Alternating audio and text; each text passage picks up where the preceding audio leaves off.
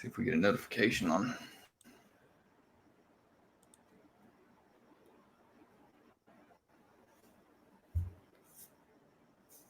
I just got a notification. Awesome. Mute YouTube.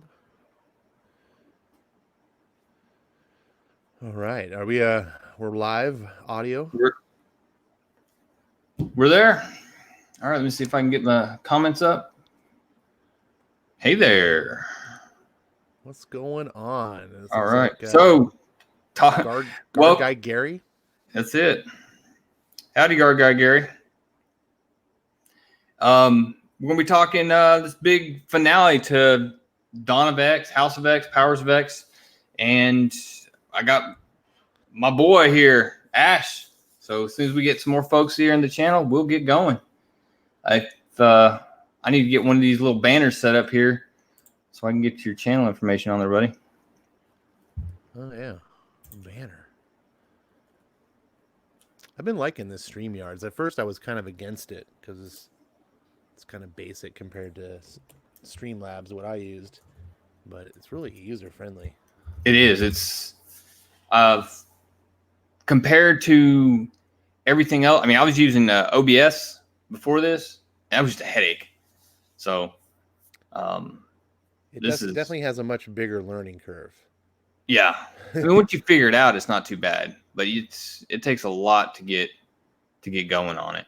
It's more customizable, which is what I like. Like Streamlabs is like you got, the pictures and you can choose a couple different layouts, but that's really it. With Streamlabs, the sky is kind of the limit on how you create stuff. And when I say Streamlabs, I mean OBS. There's two OBSs. There's OBS and OBS Streamlabs, but yeah, I started using this and I'm just like, it's so convenient. It's like I just want to not go back. I don't care if it's basic. All right. Well, I didn't tweet it out yet. Did you? No, I haven't. I'm actually got my iPad next to me. I'm trying to pull up all my X-Men books so I can reference them as we're talking. Gotcha. My old man memory is not. I'm with it. I'm with you. Let's see. I haven't guard guy Gary. If you're still with us, if you would be so kind to share. I always encourage people on my streams to click the share button. Share it out. Yeah, absolutely. Because man, I mean, when you have even if you only have a small group of followers, if everyone has their own group and it just spreads out like a network, yeah, you can get that out there. Hey everyone, how's it going? We're about to talk this big X-Men, House of X, Powers of X finale, and got Ash from Ash on Comics here. If you haven't, make sure if you hang with me, you probably know Ash, but absolutely make sure you go head over to his channel, check that out. You just want to go ahead and get started, and we'll let people show up, and they can jump in on a conversation when they're ready. Yeah, whatever works for you. I am at your disposal tonight. I'm here to just love me on some or geek out on some House and Powers of X. Gotcha. So going into Powers of X, we kind of had the House of X, the big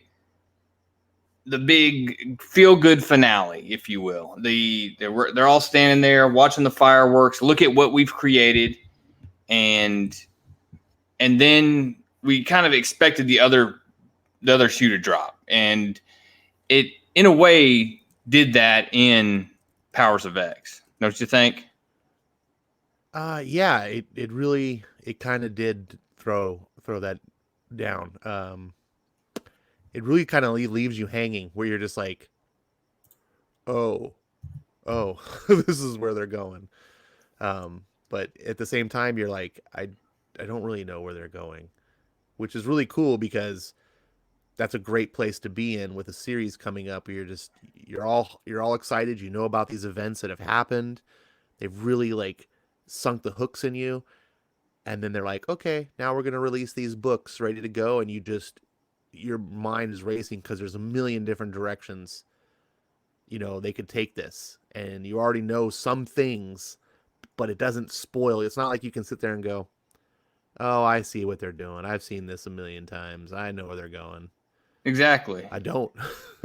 Yeah, I can't sit here and act like I have any clue where some of the. I mean, I understand where some of the storylines are going within, like X Force and Marauders, and I understand where they fit into the larger scheme. But where this big picture story is going, I have no clue. And I mean, we can start on that by talking about Moira in this book. How it seems like she's a lot more deceptive and a lot more cunning and I don't know if that's the right word, but she has an end state that she's trying to achieve, and she's definitely manipulating people to get there. It's no longer allowing them to operate within their previous what am I trying to say? Their previous role, the way they thought previously. I mean, she's breaking Charles Xavier in this. Yes, that I thought was a key to this last issue was the Moira breaking of Charles Xavier. Because Charles has always been the linchpin. Sorry, I got my iPad beeping. I'll turn this down here. She's always Professor X has always been the keystone of the X-Men.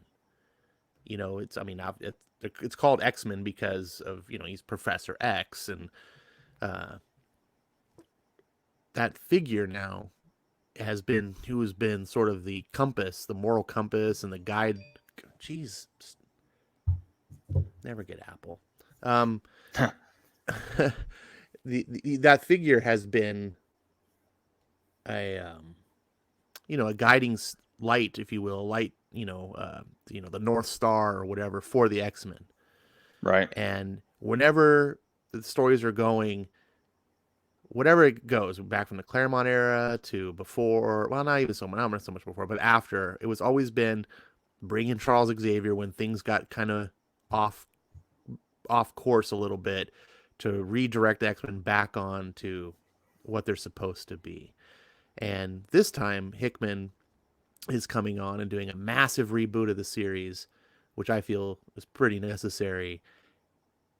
And thus far, he's brought in Charles Xavier again in a way that we've never seen him before, but he hasn't done the stereotypical way that I'm used to, where it's just, oh, okay, now we're going to follow Xavier's dream again. Let's all get back on, because you can remember that time when the X-Men were back on San Francisco, or not back, but they were in San Francisco and they had their little utopia there. And it's like they kind of always lose, like the X-Men always lose their way. And then it's like, oh, we gotta remember Xavier's dream. Let's get back. But this time Hickman's not really doing that. He's creating a new dream, and it's throwing a lot of fans off, and I'm one of them. Right. So walking into this, how did you feel when you get that reveal? Well, let's just start at the beginning of the issue. You have everything going on with man. I'm gonna have to pull it up and look because I'm having a brain fart. You got the first six. Well, I don't remember it's the first 6 pages was the recap of the meeting in this lifetime of Moira and Charles, which I could have done without that 6-page recap. But then it jumps to the preserve, and we were actually talking about this a little bit earlier, going back and forth on Twitter about everything that happened with this event. It begins, and this is coming right off of the conversation in House of X, or I'm sorry, the end of Powers of X5, where the librarian was just told that everything on Earth is going to be destroyed, but they're going to ascend into this machine form of life. I'm air quoting here, and they're going to be a part of this greater phalanx. And the librarian goes down to the preserve, and which is looking very forlorn, has his head down, and then somebody out of nowhere tries to attack him. Of course, we find out it's Wolverine, and that he claims that, look, before your muscles even reacted, I I already had countermeasures in place to ensure that you couldn't touch me. And then basically says, hey, you guys come and eat. And then the conversation begins with Wolverine. What did you think about that conversation and how it went?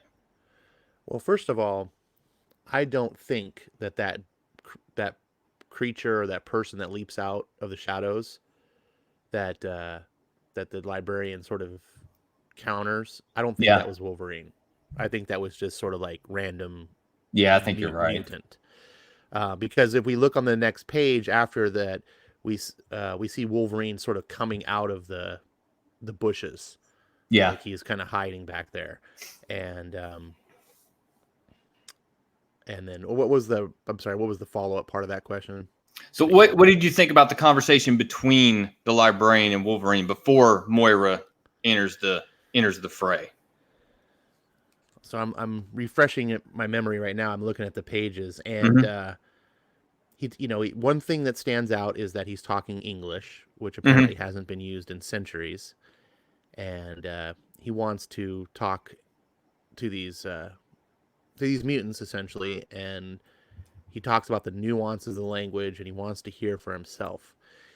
And what my take of that was that he's part of a greater society of people that have come to this idea that they want ascension, if you will, but he's like a doubter.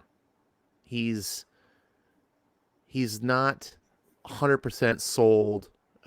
He hasn't taken the Kool-Aid, if you will, if you can get Right. that reference from that suicide cult that all drank the Kool-Aid to go to space heaven. Um, he's a little bit doubting, but in his society, he can't really show his doubt, right? There's no room for dissenters. It's ascension. And so he's talking with them, and he really wants to hear it from their lips. And I think he knows that tomorrow we're all going to die. And he's kind of by himself here. He's away from the rest of humanity or what. And he's having a private conversation, and he says, well, I guess that's with Moira, so it's not with Wolverine, so that's later. But um, I guess with the Wolverine part, you don't get much. You just kind of get this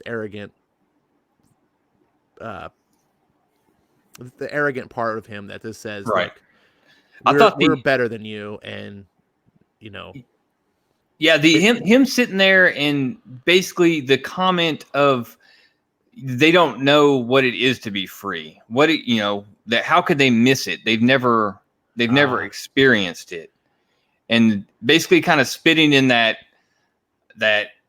whatever is in the center of us that yearns for freedom, and Wolverine just makes it very clear that, look, I'm putting it in their mind every day that we're going to raise up against this and overthrow these invisible masters. They're getting it from me. So I thought that was this scene. I'm glad that you kind of sparked some of my thoughts with Mhm. what you're saying here, because I definitely, this scene reminded me so much of the first Matrix, where Mr. Smith is having the conversation with captured Morpheus, and he talks about, the first Matrix, we tried to make everything perfect and da da da da da, but the human mind doesn't want perfection. It Right. needs and it was able to break free. And I was like, this whole time when he's talking, he's like, you guys you can't be free because you don't know what freedom is. And my thought was like, no, I think humanity, it wouldn't be able to, you wouldn't be able to formulate like a coherent understanding, like a thought, but you would know something's wrong. You would just be like, I don't know what freedom is. You wouldn't be able to formulate that argument, but inside you would just be like stir crazy. You would be like, I can't, I'm not happy with life. And you see this also in psychology with prisons, um, and how prisoners, when they're trapped and so forth, well, of course they know what freedom is, but um, I believe it was interesting that he was talking about this, and then Wolverine kind of makes his comments on top of what I was thinking already, with the idea that humans would have this, and I treat mutants like humans because they're just humans with powers. They're not like Right. a totally alien species. Yeah. That they would innately know that, something's wrong. And I think they would want freedom, but Wolverine adds on top of that a really cool line where he says, "Nah, they want to be free. They know what it is. I make sure to fill their heads each day with stories of revolution, of the enslaved rising up to throw down their masters. You'll see. Give it time." And I thought that was like a fist raising moment for me. I was like, yeah, like Wolverine is like the man. He's just like he will go planting down those fighting. seeds. Yeah, and he just never gives up. Like he's gonna go down fighting. You can't beat him down. Right. And I was just like, really. I mean, this is 1,000-year-old Wolverine, and he's still fighting the good fight. And it was like a really cool feel good moment for me. So then they get to the point where Moira comes out. She hears him speaking English and is actually kind of surprised by it. And then we get into some very, very deep conversation. Now, I kind of blew over the part about observation and everything, but what he found out during that observation was that, hey, Skip, what's up, brother? How you doing? But we found out when he was observing them, he realized what was going on with Moira and why she couldn't die. He realized that this timeline would be destroyed upon her demise. So ultimately, he starts talking and explaining, hey, here's what's going to happen. Oh, and this is happening tomorrow, by the way. And then he put in, and this is kind of what I think is going to be the fun part of the discussion, because it goes into what his intent in discussing this was. Was it that he was telling him this? Is this the classic villain trope of, I'm going to stand up here and tell you everything that is about to happen? Or is he looking to get out of this? And the reason I feel like it's the second is his feeling like his humanity is left there. He's talking in a way that this dominion in the phalanx, and when they join it, is it really life? Wes over at Thinking Critical called it the reverse cyber moment from the Matrix. Mm-hmm. I think he actually said that on the show with Skip, and where it's the opposite, where it's is it going to be real? I mean, if I'm just data, are things that I experience in life, are they going to be real? Is it the same beauty and just that humanity that's in all of us? Is that finally going to be gone if we join this phalanx? And with that, him turning and kind of giving them the whole plan. He's like, look, you didn't even realize who you were fighting this whole time. And he gave them the roadmap to how this, and even asked, so what would you go do?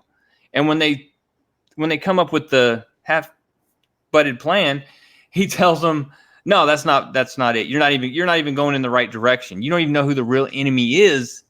And then he lays out everything and says, you didn't even realize that, the Sentinels were just buying us a few years. Nimrod was just buying us a few decades. Now it's genetically enhanced humans that are actually the ones that are going to, combined with the technological advances, the machine human evolutionary leaps that they make through this third, not homo, I can't even pronounce what it was, homo novaceum. That's the real threat. Homo novissimo. Homo novissima. That sounds good. I believe that. I will. My Tennessee education will not roll that off my tongue, but I'm gonna.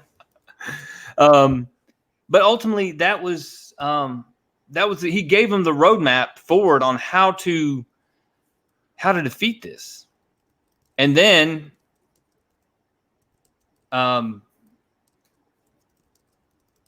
that's kind of a further discussion. Is did he roll over? What do you think about everything I've said so far? What do you think about? Was he laying out a roadmap? What was going on there? Well, in my take, I do think it was a little bit of the comic trope of the villain. I feel like, Hickman is not at least in my experience, he's not the stereotypical. He doesn't just hack out these stories, but some of these tropes are tropes for a reason because they're good. The villain monologue, is one thing that's been used for decades and decades because it's just good. It can, when used correctly, it makes for good stories. It's also a way to help explain to the audience the motivation of the villain. So they're not just random bad guy. We know what he's doing. And in this particular case, the librarian isn't a true villain in the sense he's more of an antagonist. He's just an obstacle. He's a conflict for the plot. And, he's also a guy who's on the fence, at least from what I see, where, this is his church, essentially. This is his religion, is to ascend with the phalanx. But he's a doubter, like I talked about before. Is this the right way? At the last moment when ascension's about to come, he's like, I'm not 100% sure. So sell me on your idea, because I think he wants reaffirmation. And talking to Moira and Logan, it's like, I want to hear your side before, I finally make this decision. And at the end, he's like, yeah, I think my side is the right one after all.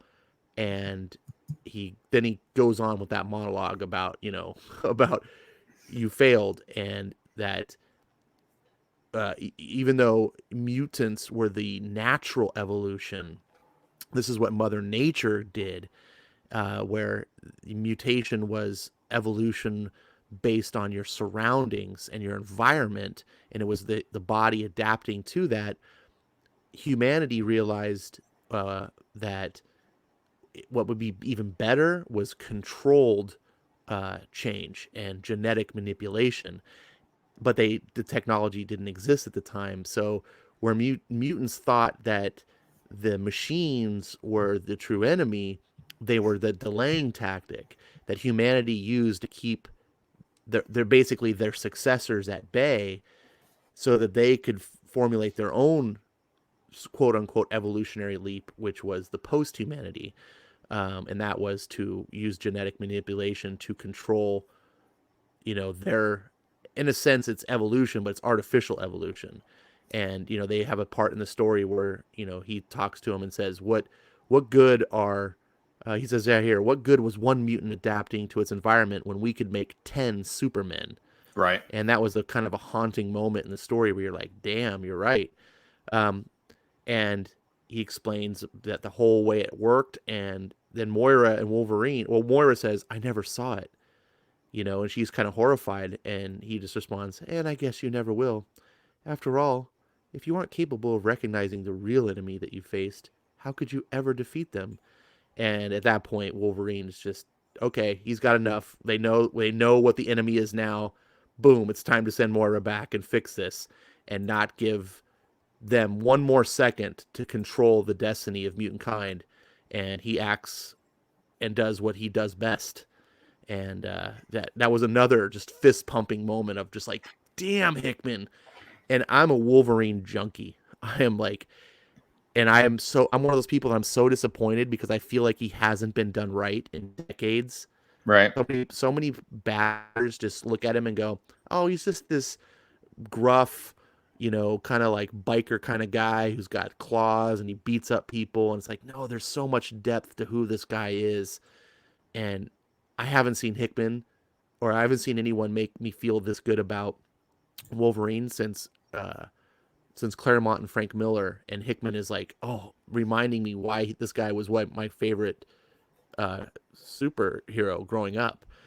Well, now, as much as I love Wolverine, Wolverine's one of my favorites. I think the librarian let him do it.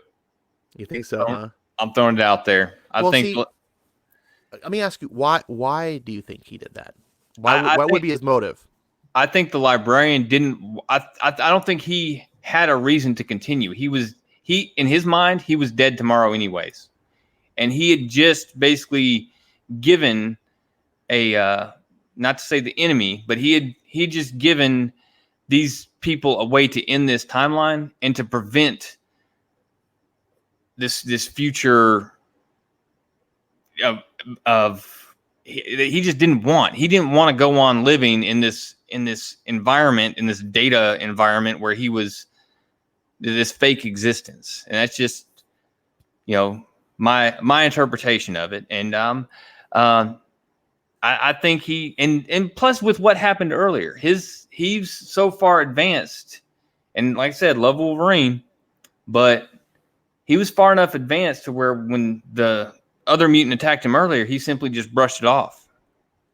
But in this discussion with Wolverine, he lifts his guard down enough to where Wolverine either takes advantage of it, which is totally a possibility, or what I think happened is he let him do it. He was kind of done. I've heard a couple theories. You're not alone in that theory. And hear me out, and let me give you a little bit of a counter idea to consider. Okay. Number one. Here's the reasons I don't subscribe to that theory. Number one, I think it undermines Wolverine. And as we talked about in the beginning, the mutant that jumps out of the shadows at first, I'm almost certain that's not Wolverine. Right. It's just some random guy, which he does. He's able to be like swat away. You're no match for me. But Wolverine is 1,000 years old, and he's the best at what he does. He's not some chump little dude who's been sitting around in a cage this whole time, right? He's Weapon X. Like, he's badass, and he's underestimated. He used this guy's arrogance against him and said, "Oh, okay, you just keep thinking you're that good, when it comes time for me to do my thing, I'm gonna do it." And this whole time, Wolverine has been docile because his whole purpose is keeping Moira alive. Then that's what he's letting these post-humans do. Right. Because Moira can't die, they need to get the plan. Now, the post-humans think they're keeping her alive because it'll foil their plans to ascension. Wolverine knows that she can't die because they don't know what the true enemy is. They don't know what they're trying to stop. Mm-hmm. So he's just playing the game because this is a counterintelligence agent. He's been a spy. He's been a commando. He's been trained to do basically anything, when it comes to Black Ops stuff. He's one of the ultimate people in that field in the Marvel universe. Oh, and he's sitting there crouched the whole time in this, just waiting for a moment. He's completely at the ready throughout. I mean, so I give you that. When it comes to storytelling, in my mind, if you just say, well, now the only reason Wolverine could even lay a hand on him is because this guy let him, to me that undermines what you're trying to show and let Wolverine have an awesome moment. Well, at some point, Wolverine got put in a cage. Sure, he did, but my point is, from a storytelling aspect, that's why I subscribe. Now, number two, let's just imagine for a second that the librarian's like, you know what? I don't want to ascend. I've changed my mind. This is all a bad idea. There's no reason for him to die. He doesn't need to let Wolverine kill him. He could just basically say, he could just go and shoot Moira in the head and be like, there you go, and she would go back and resurrect. So there's no motivation that I can see that would have Wolverine. I mean, that just wouldn't be a choice you'd need to make. Say, well, I could just shoot her, or I could let Wolverine gut me. Like, that would be a real painful experience. Now, there obviously is things I don't know, and I'm sure there's plots and subplots and plots upon more subplots that Hickman has planned that could reveal a lot of things about these scenes. But sometimes I feel like Occam's razor is the way to go, and that just means the most likely solution is the most likely, the obvious solution is most likely. And I just think here this was a moment for Hickman to allow Wolverine to shine, because you got to do that with your heroes. You need to let them have their awesome moments that we cheer for, that we go, yeah, awesome. And I think that was one of those moments from a writing standpoint, and that this librarian, he had no reason to die. I mean, whether he chose choice A or choice B. So there's a question here, or a comment here in the from ICT Vinny. Even said he thought the existence was fake, and that it does say, do I let you die, and perhaps in your next life you can prevent our becoming part of the universal machine state, what I suspect might be a fake existence, or do I send you away to find out for myself? So it's I definitely could see it both ways. It's definitely a good moment. It is a good moment. It could definitely go both ways, and whatever way you subscribe to, I don't think it hurts the story. Mm-hmm. So my personal headcanon, until Hickman proves me wrong, is just I chose to believe that Wolverine is just that badass, and that the reason, as a writer, the reason you have that moment where the librarian's like, "Look at how awesome I am, you can't touch me," is specifically to make the moment where Wolverine does touch him, to tell you, the reader, this is how badass Wolverine is. Yeah, you need that. You need the counter and the contrast. So going to the next scene, we get this beautiful image, this flashback, almost to, was it Powers of X 3, where it's the same imagery. You get, once again, it's Moira and Wolverine, and they're at that point. And this is actually happening before that point. Mm-hmm. This is Life 6, so that happens technically before Life 9, when this happened previously in the comic books.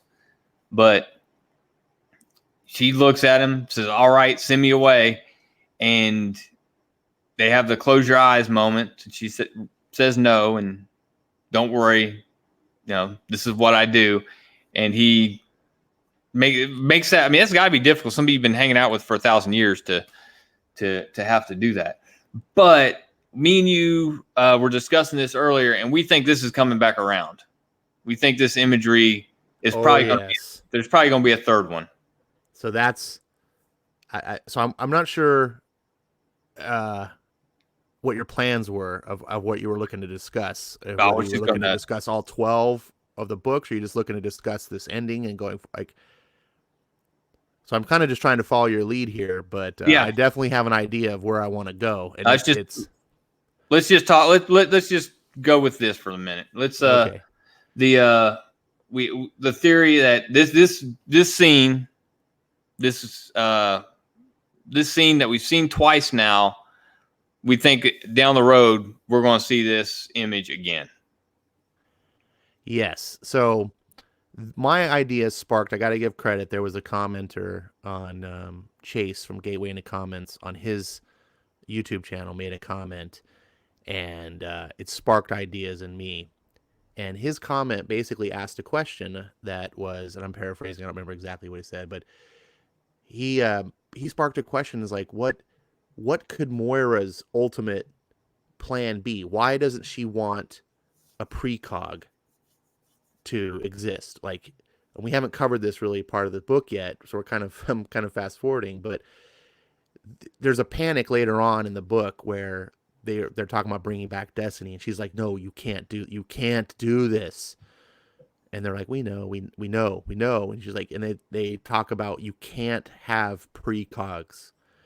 And so this guy said, "Well, what would she be afraid of knowing?" And then also the other question to that is, what could be the one thing that they haven't tried yet? And the one thing that mutants haven't tried yet, I mean, they've done Charles's Dream, they've done Magneto's, and they've done Apocalypse, and all three have failed. The one thing that they haven't done yet is exterminate humankind. And immediately my head was just popped, and I was like, "Oh, damn." And that, I mean, nothing is explained here to the concrete. This is pure theory, pure conjecture, but it is supported with what we know so far. Because if you ask the question, let's entertain this idea for a second, that Moira's plan is ultimately to exterminate humanity. That is something definitely you would want to, because precogs would know. They would be like, "Oh shit," and they would be able to reveal that as a truth. So that is something that would fit in the blank. And it would also stop all these things. It would stop the phalanx problem. It would stop the machines problem. Um, and potentially, in theory, stop the mutants fighting themselves. Because those are the three pillars that we've kind of all mostly agreed on.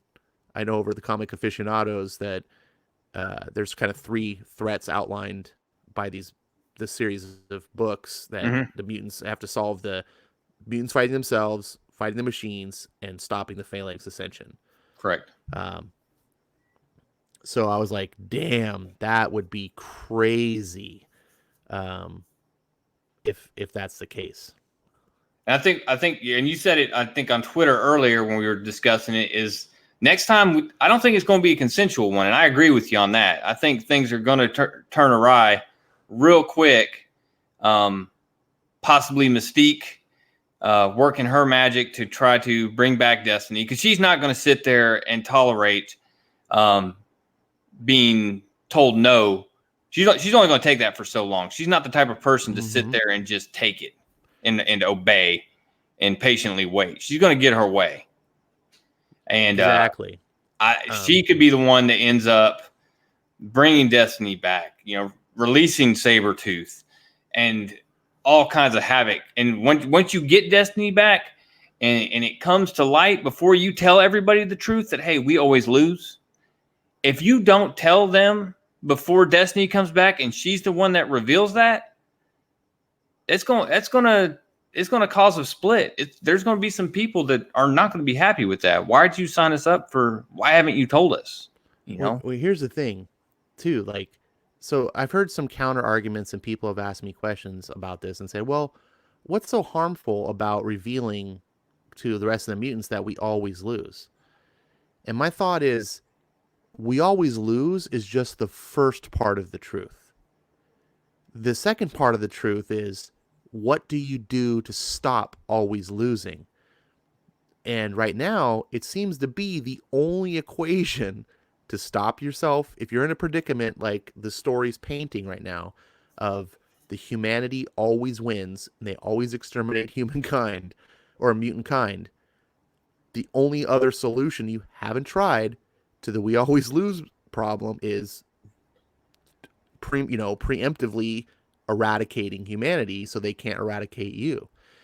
And we can see in this book, and I'm not saying this is what's happening. This is all wild conjecture. I'm theory crafting, so I'm not trying to push, like I know everything and you don't, right, to anyone else. But same here. I'm just some guy reading comics.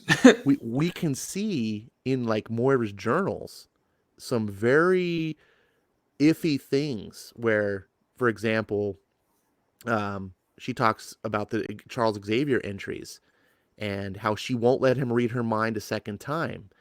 And, exactly. That's just it. She's like a emotionally abusive spouse or something. Yeah, right, and she says, quote, "Eventually this will not be enough, and I will have to open my mind to him again. Perhaps he will act against type and do so himself, but all he will be looking for is confirmation of suspicions that he might already harbor. And so, regardless of our long trial alliance lasts, regardless of how long our long trial alliance lasts, the truth is my best friend. It's painful how hopeful and idealistic he remains. It's shameful how much he wants to love these people. He will learn." Yeah, she's saying these people can't be trusted. This is not going to end. There's no way that we can coexist. It sounds very. I don't see how else it could end other than them eventually trying to turn and go against it, and then the X-Men, the heroes that they are, turning and saying this isn't the way. This is too far. People, I mean, well, are we going to end up in another schism type mutant civil war? Who knows? But it's. So let me interject here real quick. So the second part of what I was originally talking about on this whole theory crafting part is is built upon this potential scenario. So the second part is, what do you do? Like, what happens afterwards? And so we talked about a third time of Wolverine and Moira coming to this situation, and I call it "So Endeth the Life of Moira X, Moira the 10th." And that is a case where Moira ultimately becomes the villain of this whole story that this is setting the groundwork for. We end up finding out that Moira becomes the ultimate villain, and not because she's just this bad person and ah ha ha I'm bad, but through her life experiences. We have to remember that each of these people have lived 20, 30 years. Moira's lived thousands potentially of years, right? And she has witnessed horror after horror after horror. She's been killed 9 times, many times by her own friends. She has in one life given up becoming a geneticist so that she could learn to become an assassin, and she went and murdered all of the Trask family and anyone at part of their line. She murdered children. Like, she was a bad person in many different lives. And then when she And that's right. reincarnates, That's right after this moment. yes, That's right after this moment where good Wolverine point. stabs her the first time. She immediately goes in Life 7 and kills all the Trask family. And then in Life 8, she teams up with Magneto. In Life 9, she takes that a step further and teams up with Apocalypse. Yes. So Moira is not this saint character. She is a woman who's been damaged. And through this damage, she's still trying to do the right thing, but she's fundamentally doing it from a broken foundation. And I think she's leading people astray. And we can see clues in these journals that this is becoming. So my theory is that she ultimately becomes the villain that has to be stopped. And I'm hoping when I see these scenes of Wolverine and I'm seeing Hickman echo himself, I love the poetic ideas when writers do stories in full circles and echo themselves.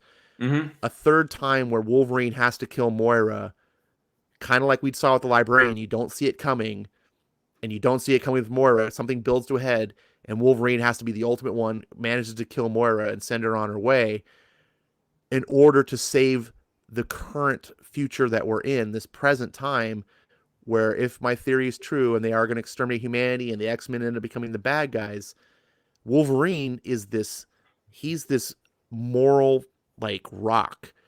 He's this counter or this anchor weight that doesn't move. He's been used multiple times within Hickman's story to show that he's incorruptible. Whenever you see the different timelines of Moira, Wolverine is always the same. He never likes, like, Magneto or trusts Apocalypse. He's always the one to question and be like, Chuck, are you sure about this? Right? Because Wolverine acts on instinct. And I was talking to this about with Chase, that this makes very strong sense to me. He's a man of intuition, right?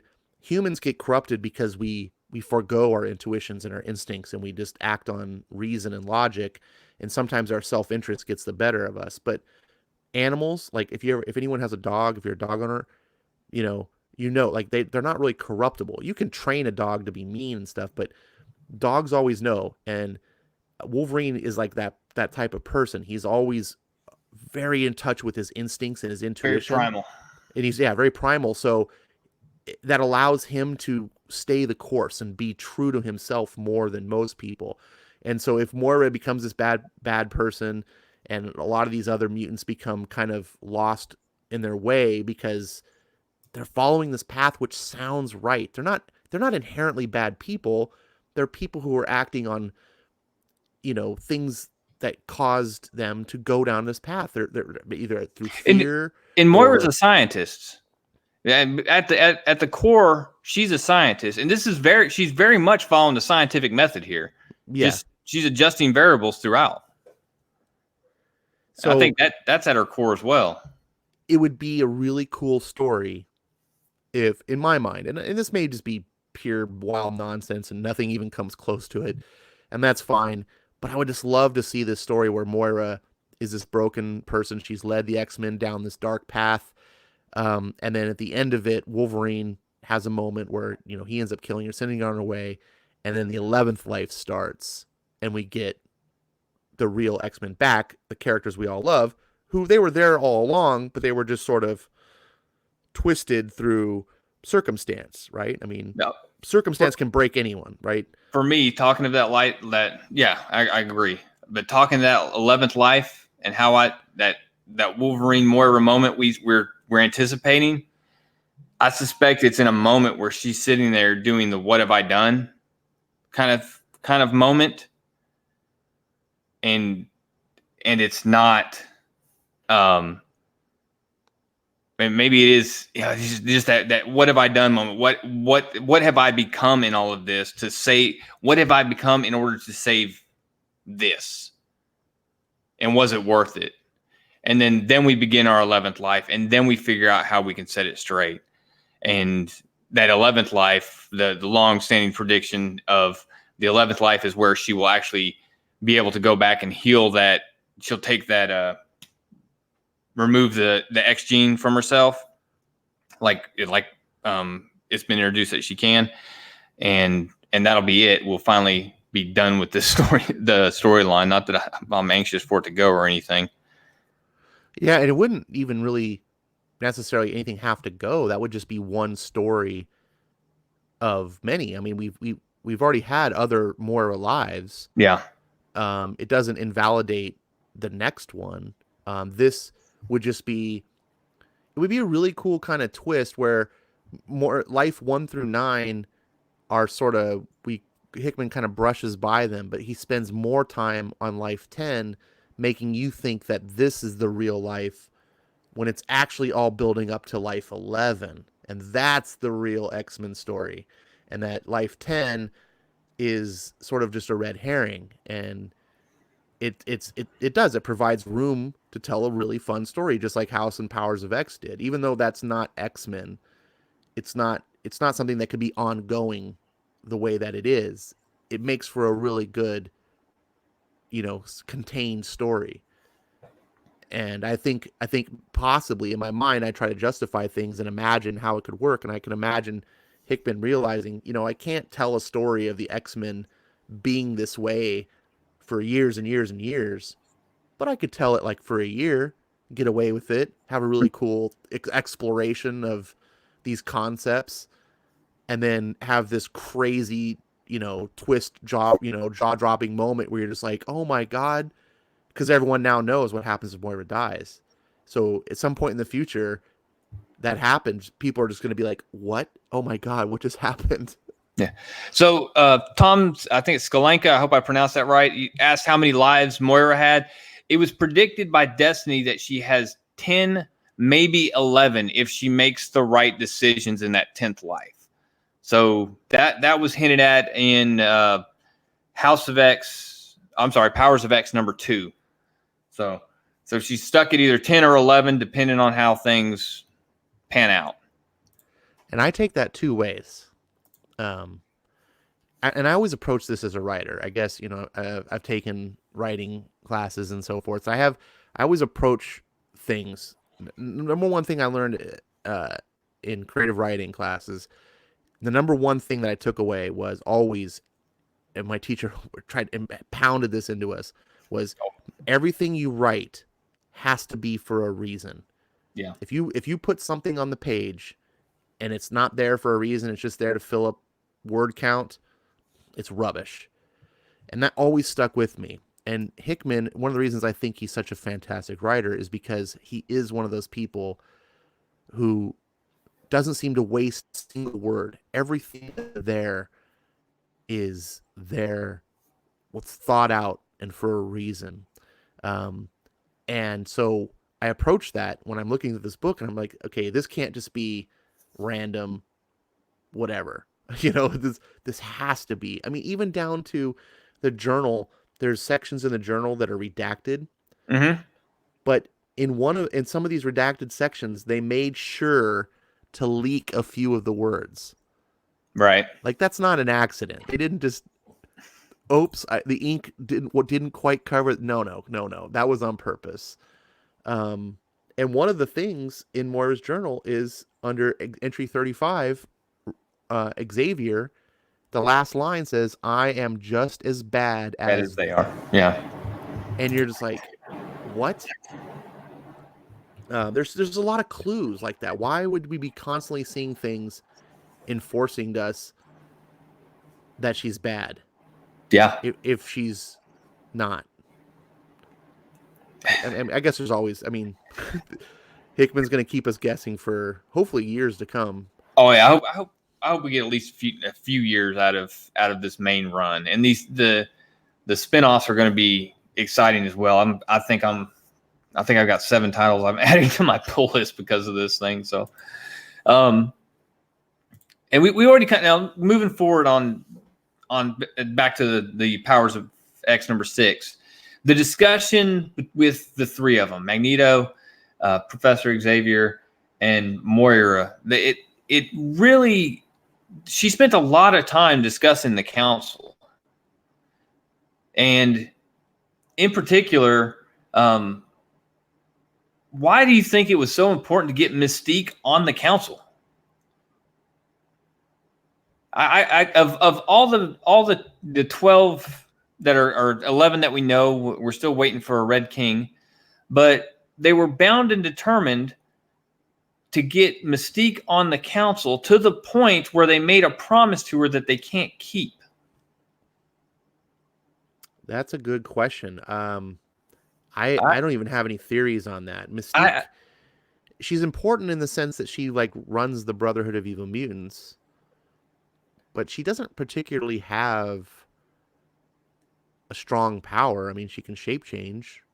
Yeah, and she's useful. Uh, I think she would be a lot more useful on a team, like what the Marauders are planning on doing, the infiltrating, bringing in drugs with bringing in the drugs and sneaking out the mutants. It seems like that would be right up her alley. the only thing I could think of maybe is that Mystique has a lot of contacts.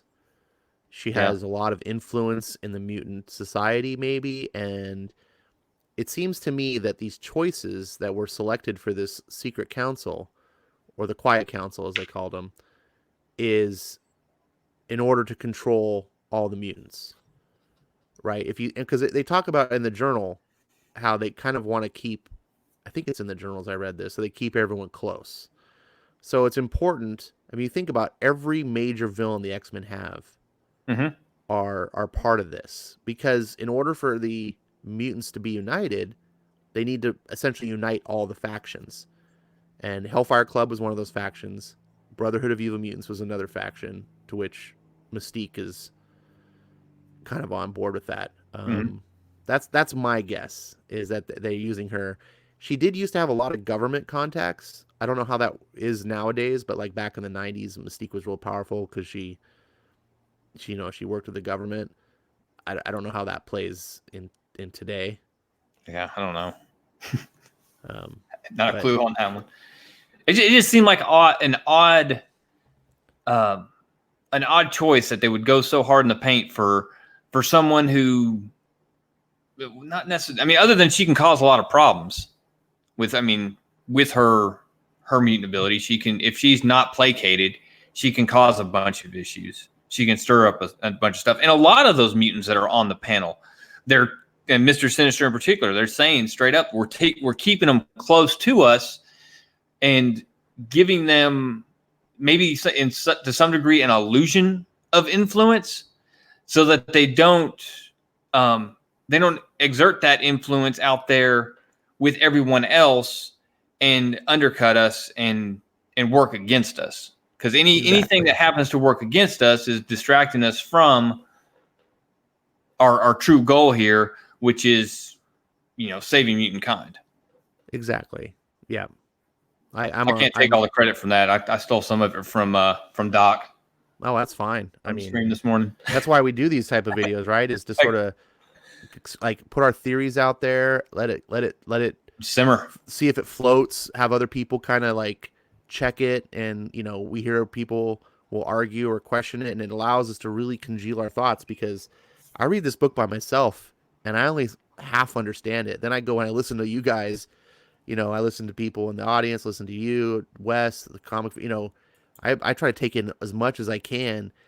and sometimes it reinforces what I saw, you know, what I think I saw, and then other times it changes, and I'm like, oh, that's a good. I didn't think about it from that aspect. If anyone that's listening in the chat, please, if you've got an idea about Mystique, I would love to hear it because Absolutely. I have no good ideas and I have not heard any yet. Yeah, I'm the same way. Any questions you guys have, let them rip, because we're just here. We were sitting here chatting back and forth on Twitter, and we're like, man, let's just go online and talk about it, because Now, why not? here's an interesting thing that hasn't not been addressed. I don't know if you want to stray from the books. Let's go for it, man. I'm down for talking whatever. It's as long as we're talking X-Men, we're good to go. Tikaro, if I don't know if I'm pronouncing that right, says the fact that Cable can time travel should/could be a major situation in the story. And I agree. I know Hickman he's announced that he didn't want to have any time travel mumbo jumbo in his stories because he felt like the X-Men were just way too hip deep in time travel nonsense. Mm-hmm. But we do know that Cable is part of the Fallen Angels, or at least Cable. And Bishop's on Marauders, isn't he? Or X-Force. Yeah, but is he really a time traveler or just a guy who's trapped in the past?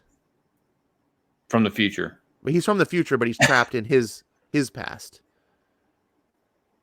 Right? He's a guy who went from the future to the past. Right. Yeah. And he's trapped. He's not like he's a guy who bounces around time like Cable. Yeah. I got you. So I hate, by the way. In every future, though, Bishop comes back. That's funny. But I don't know how they're going to work around Cable. I mean, just like what I just said, in every future, Cable is apparently taken to the future and infected with the techno-organic virus. Or in this particular one. So, despite he's not infected sorry. So just a point of clarification here. Cable is not taken to the future and infected with the techno-virus. He's taken to the future because he's infected with the techno-organic virus. Yeah, that's right. That's correct. And there's another thing. I just thought about this. Holy crap. I don't know why I just thought about this. The Phalanx Ascension moment happens in year 1000, right? Correct. Cable is from the year 3000.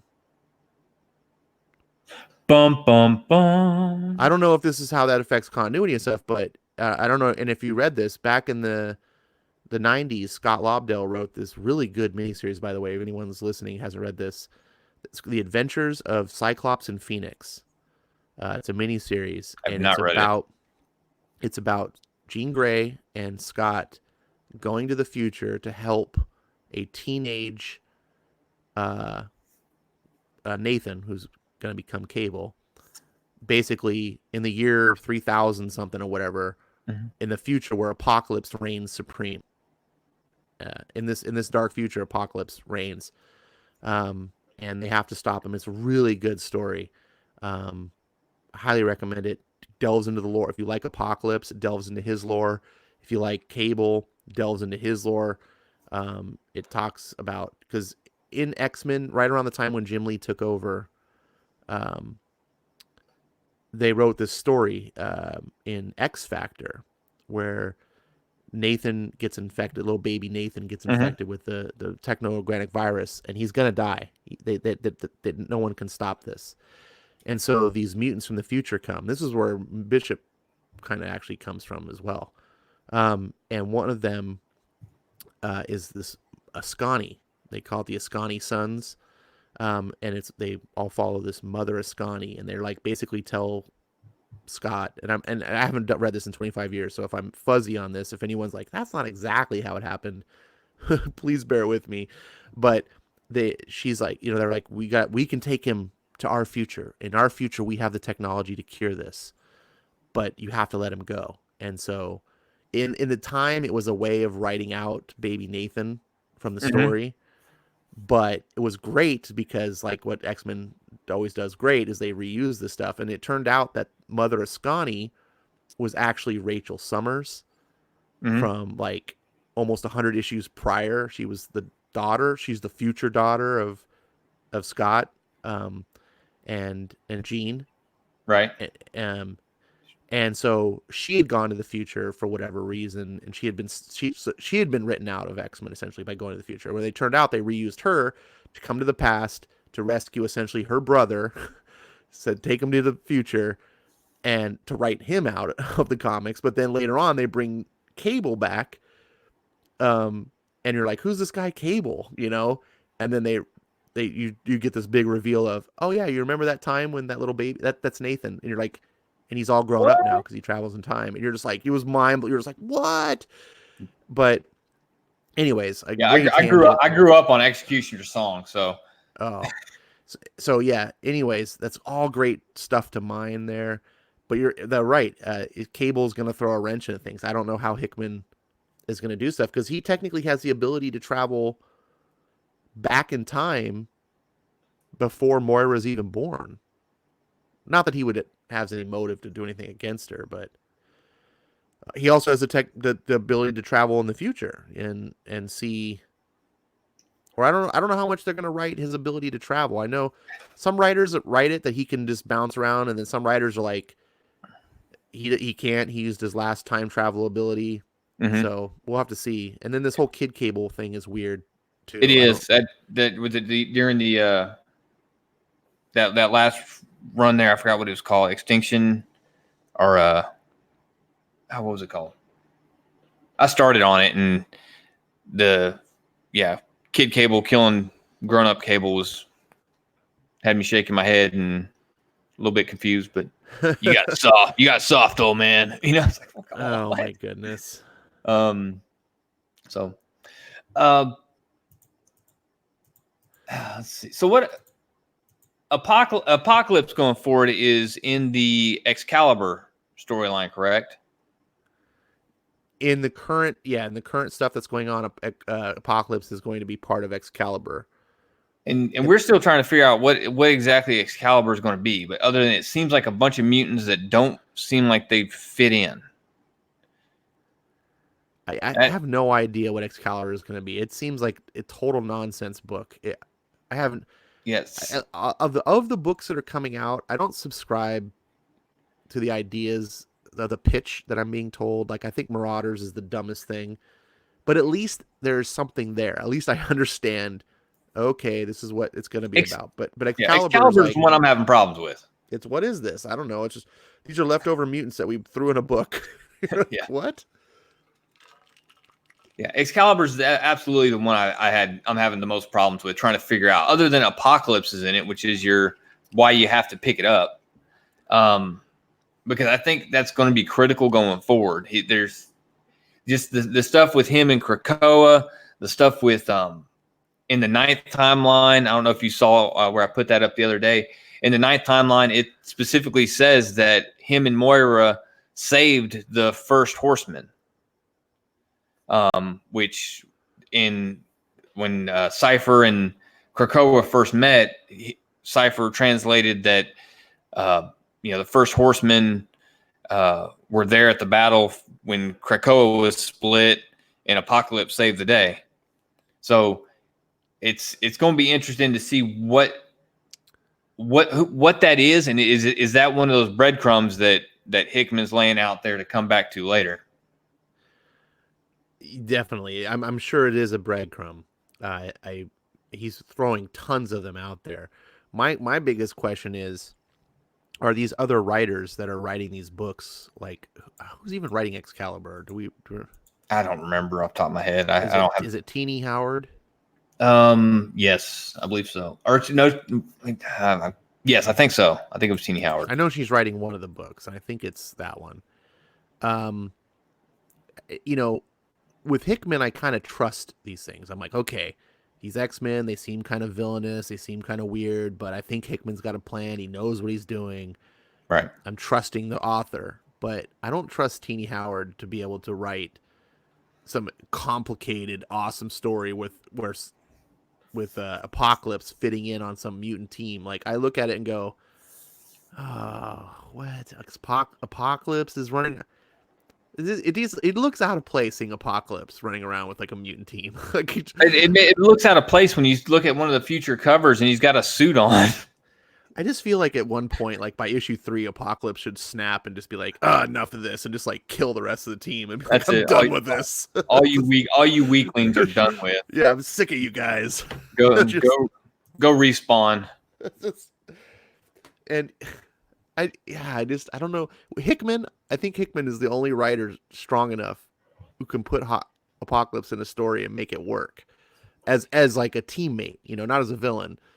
And speaking of villains, this book, by the way, so what do you think? This book in the white pages on entry 52, I'm gonna quote this for the audience here so you remember. Entry 52, Magneto. We have lost Magneto. I had hoped, given the opportunity, to make him a better man. Instead, all we have made is an enemy. I am just as bad as they are, if not worse. So, we don't see this on the page. We don't see anywhere where Magneto's an enemy. No. That leads me to believe that this guy running around that looks like Magneto and they call Magneto is not Magneto. Well, that assumption is that this journal is written and everything that's already happened has happened. Not that the events we're seeing are happening at some place in this journal. Like this could very well happen, 15, 20 issues from now in after Krakoa is formed. All right. Now, what you're saying is... No, hold on. That's a really good point, but I want to bring something to your attention that might alter what you think about this and tell me. So here's the next entry, which is 57, five entries later. Mm-hmm. I have decided to remove myself from the world. I have become too active a force in this, and I have put both myself and our great plan at risk.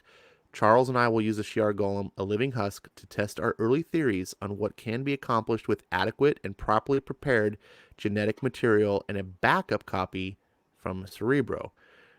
We will fake my death using a replica, and I will return to the shadows where I belong. Hinting at no place.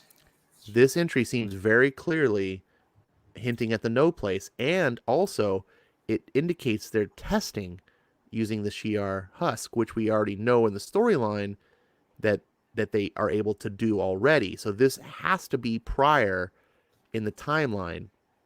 They're just, because she's indicating we're just testing this out, and in the present storyline in X1, this is something that they're already doing in the resurrection processes, and they even mentioned like that. I have to go look it up, but how Xavier's done this process twice to do the backups. So if that's the case, and this entry is after we have lost Magneto, that tells me that Magneto was lost sometime previous to the story that we're witnessing now. That's scary. So if Magneto broke off, where did he go? I think we haven't seen him. I don't think, in my theory, everything we've seen Hickman write, Magneto has not been a part of. And it follows in line with, you remember when the book started off like on issue 1, or maybe it was issue 2, mm-hmm. and we saw the green looking Magneto? Yeah, but that was one of the chimeras that was correct. Yeah, Polaris. But at the very beginning though, you didn't know that. You were just like, oh, here's some green looking Magneto guy. Mm-hmm. And then the story reveals, oh, it's not Magneto, it's actually a guy called North, and he's a chimera. Yeah. He's awesome. But before that, Hickman sort of just lets you assume, because he looks exactly like Magneto except his costume's all green. Well, this guy looks exactly like Magneto except his costume's all white. Yeah. So every other X-Men character looks like the classic version that you recall. I mean, even Jean Grey is wearing her 60s Marvel Girl outfit. Skirt, yeah. But Magneto doesn't. Apocalypse looks like his classic version. Sinister looks like his classic version. Exodus looks like his... Magneto doesn't. Also, who's the other guy, the only other character that doesn't look like their classic version? Professor X. So... Dang you, Ash. Now I'm going to have to really think on this. It makes you wonder. Wow. And because here's the thing. That entry 52, she's like, I'm just as bad as they are, if not worse. And that entry is We Have Lost Magneto. 2 entries prior to that is the blacked out entry with Xavier, Mm-hmm. where we know the line at the end says, I am just as bad as they are. So is that line a similar thing where it's like, I've lost Xavier? Very possibly. Very And possibly that. but Hickman's like, don't reveal that, you know. Yeah. Uh, And they, man, he makes you just think. I wonder what the audience thinks about this. yeah. Anybody out there have any good theories on this? Because I'm sitting here scratching my chin on this one. So it looks like people are talking Tigro? about Hickman and his Brian Hill books. Someone's let's see. People are talking about Apocalypse still. I haven't seen anything on what we just talked about. Here we go. Tigro has one. I wonder if the entry has something to do with the Genosian massacre and him knowing that Moira could have stopped it. Or, yeah, they were both shown that was going to happen. And it seemed pretty clear before that they were using that almost as a rallying cry, that he intentionally had designed Cerebro and backed everybody up. Did the mental downloads from Cerebro prior to the massacre so that he could resurrect them afterwards. But it's almost like they wanted that event to happen, to have that single event that would really cement everyone's support, and that we have to have our own country. We have to come together for our survival. Oh, Your damn, thoughts? Stacks. You're making me think. So that and Tikaro too, credit to you both. You're really making me think. So if I'm understanding what you're saying right, They that needed the massacre to Moira, happen. yeah, so they let it happen. Kind of like if you ever hear that old conspiracy theory about how FDR knew that Pearl Harbor was going to be attacked, but they didn't do anything about it so Right. that they could get in the war. Mm-hmm. And people are like, "Oh my God, really?" You know, it's like, so you think it's something like potentially like that, where they were like, "Well, we kind of know it's going to happen, but we need it to give it, an excuse." Hey, Gateway into Comics is here. Hey, brother. Gateway, good to see you, Chase. He says, "I think we're like we were talking about last night. It really might be Husks in all these major positions." Mm. Hold that thought, because let us finish talking this conspiracy thing and hold that thought, because we discussed this, and this is a mind bender right here. So go ahead with what you were saying, Ash, because Well, that really okay. So on my instinct is to go with that and say that seems like a very likely thing. It seems very much like Moira X version of the X-Men would do. It's very much agenda over principle. We have to do whatever it takes. It's a theme that's been hammered at us in these books. Whatever it takes. So I'm inclined to believe a scenario like that. But then I think about this entry 22 with Magneto, where they talk about Charles and I have successfully recruited Magneto. Abbreviate. She says, with him, loyalty is something that must be constantly earned. He allows for no deviation of intent, no wavering of belief.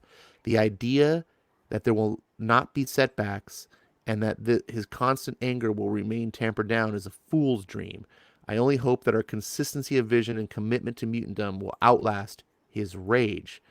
So that makes me think, along with this idea of what if, and this is what Tikro kind of made me, what if Magneto, that's the breaking point about losing Magneto, of just like, no, no, no, no, that cannot be allowed. You can, like, he would not tolerate allowing his mutants to die, for whatever secret agenda she's planning. Because unlike Professor X, he didn't get to read her mind. He knows the story, and he's been convinced by she Professor force fed X. him. she force fed him. Yeah, Or Professor. I Professor think X, technically. so. I could totally see Magneto. He's a staunch principle. One thing I love about Magneto, he makes a great villain because he is so principled. He never wavers on his beliefs, type thing. He's just they may be wrong, and you might be able to say, "Man, Magneto, you're led astray. You can't do this." But he doesn't wishy-washy and do things just to be. He's never a hypocrite type thing. You know what I'm saying? Like you can always admire. And I could definitely see him just being like, "No, I don't care. I will not waver here." And just Yeah, I could see it being you have to sit by and watch these people, watch them die. Whether or not the idea of I'm going to sit there and watch 16 million. I mean, I got them backed up on the hard drive, but right, it's very. It'd be hard to sit there and stomach, and him being the way he is, I could see him not being able to. I could see that being a huge issue. right. I mean, remember when just the X-Men team died on the space station? Remember Professor X's reaction? Yeah, He was crying, and he made that statement like, "Even though I know I can bring them back, I can't stand to like see them die."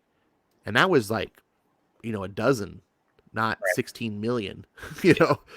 And here's another thing about Magneto. That I also find very interesting is he's not a true. I mean, he's a villain in the sense that he's an adversary to the X-Men, but he's not a true villain always in the sense of the idea that he's evil. Magneto has very much walked the path. He's led the X-Men a couple times in the past. When I first came into reading X-Men, actually, he had just, he was the headmaster because Professor X had been sent off into space for some mortal illness that the Shi'ar could only cure. Mm-hmm. And he had asked, Magneto, please, can you lead the X-Men while I'm gone? And he's like, so he was trying to follow Charles' dream. Magneto is a man he's trying to do the right thing. It's just his motives are different than Charles. And so what he's willing to do to accomplish him. right, yeah. So, but I could see Magneto being a kind of guy that's taking the position that we are as an audience and looking at this and just being like, no, this is effed up. You guys are being like villains, like, yeah. What do you mean? Because in this book, there's another thing that I found interesting. I want to ask you this question.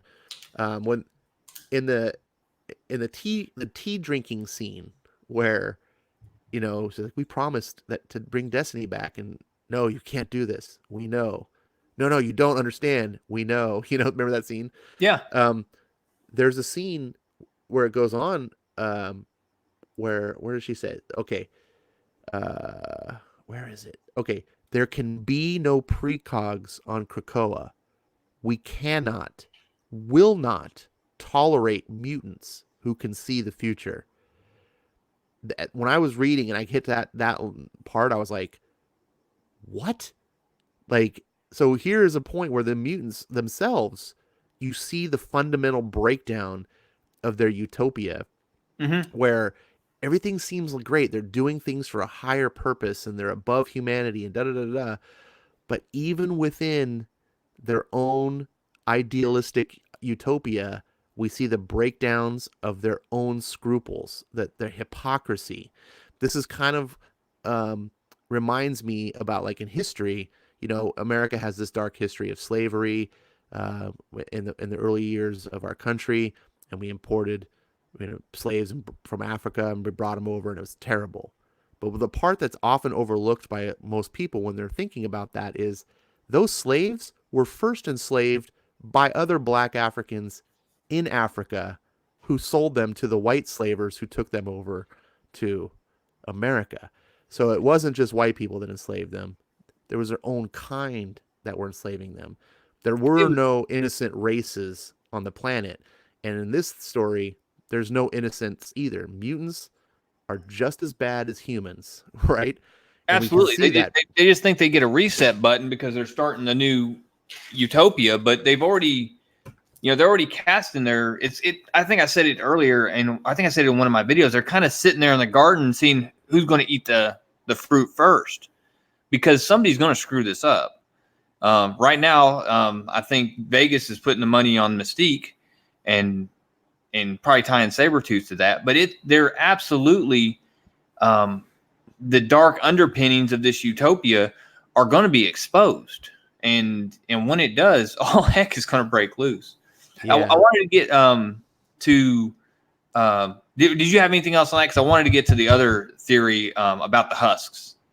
No, I'll just wrap up by saying these are the cracks that we're seeing. This, for anyone who's listening, I just want to point out for your own consideration, that particular scene where Moira says we cannot tolerate mutants and will not tolerate mutants who can see the future. It's like, what are you going to do with them? Murder them? And the other thing is the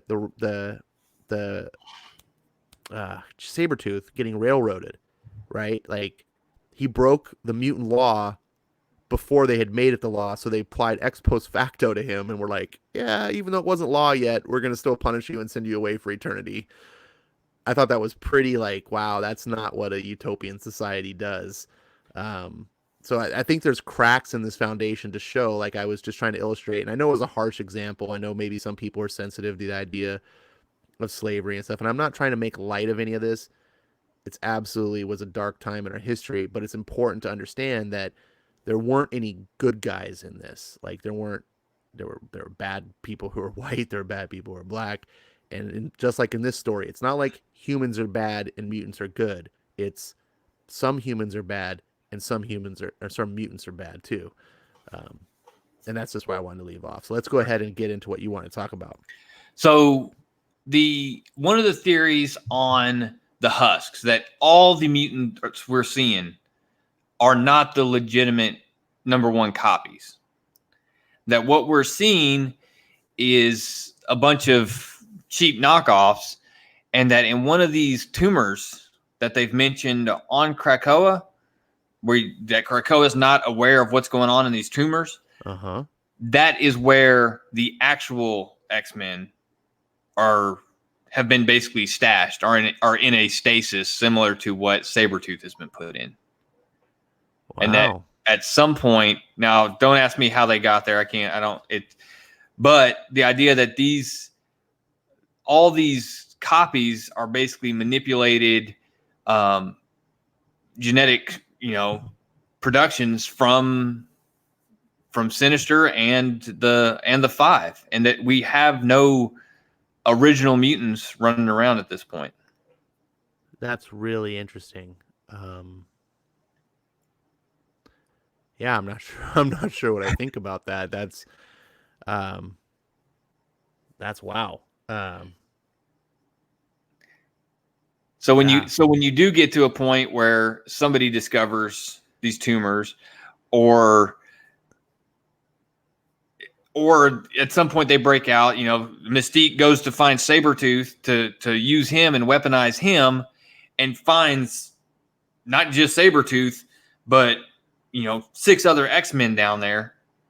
What do we do then? And what kind of show does that kick off, as far as, suddenly you got 6 people that have been resurrected that were presumed dead? I mean, you could get into some really ugly writing at that point as far as what you're having to deal with, but that could turn Krakoa on its head real quick. Yeah, serious. Well, we know some of the X-Men for sure are just I don't know if they're husks. I don't know if the husks are the same thing. And if anyone knows in chat, are the husks the same thing as the resurrected people from the gold balls? Yes. Are we sure about that? Because the Shi'ar husk was something separate. Like, that's alien technology. And when they described the resurrection process with the gold balls, I don't remember them mentioning that. I think everyone, including Cyclops, everybody we've seen born has come through the resurrection process. That's what I'm thinking too. However, I'm thinking when they refer to the Shi'ar husks, that those are a separate thing. That they're not the same as the gold balls. I could just call it the gold balls resurrection. Where it's their eggs, and then they fertilize the egg, and I don't remember anything mentioned about Shi'ar husks, but maybe I'm wrong. Now the one place that the Shi'ar part was mentioned, I'm going to click back to it. I think was in the what you read earlier was the golem, the Shi'ar golem. That's the husk. A golem. Yeah, a golem is just a husk given life. Right, and that was, we believe, the one that was used experimentally to create a copy of Moira, and then they offed the copy. Right.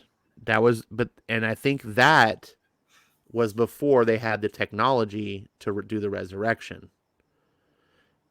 Here, boom. Right, they didn't have the 5. This is boom. Yes, and Chase says in the comments, the resurrection process is different than the husk, and I agree now, because think about this: they made the husk, they made the Moira version, and they killed it. It didn't reset time. That's not Moira. It was just a golem. Right. So the Shi'ar husk is like a lesser version than the Gold Ball's resurrection thing. It's like a true fake. It's just. It doesn't. It's like a like a Blade Runner, I guess you'd say, like the like not an android, but I guess similar to that. It's just a fake. They could have just planted that body somewhere, and they never had to be a running around copy of Moira. Oh, here's Eric Breen in the chat causing trouble already. Yeah, he is. He's thanking me for taking you off his hands. Jeez, I talk to him once a week, and it sounds like it's too much. I think he stalks you out of love. Let's see. So Go ahead. Here's my thinking. Is it possible that the Charles Xavier we're seeing in the story is one of those Shi'ar husks?